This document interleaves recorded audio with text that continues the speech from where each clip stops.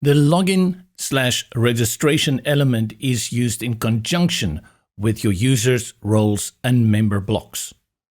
Make sure you have that all set up, and then you're going to use this element to allow people to log into your website or for new users to register.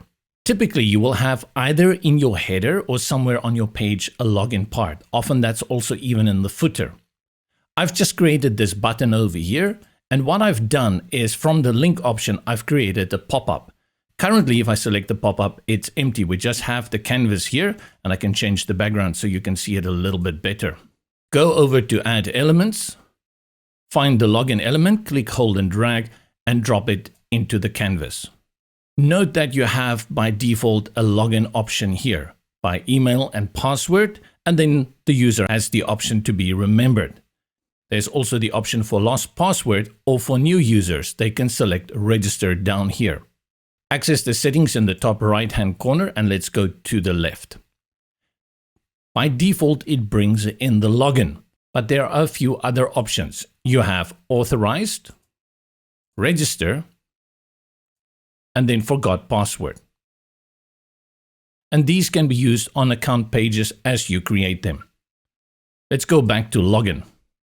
Go over to advanced, and you can deselect any of these options. If you do not want the lost password or register to appear on the login form, simply deselect them. Let's save this and then preview it on the front end to see how it will look to your user when they come to your site. Select login, you have the pop-up, and from here enter the email password, and then the user can enter the site and access those blocks that have been assigned to their specific roles. To create a new sign up, we want registration. Let's select login, and I go back to my pop-up that I've created, access the login form, and then select type, register. We have a number of fields here, which again, you can deselect going to advanced and deciding which you want to display or not. Maybe you don't need a phone number, or back to login, and lost password, definitely something you won't use for a first-time registration. Once you go back to type, you can assign a default role for this person who's subscribed, in this case as a subscriber. Let's change our title here to sign up.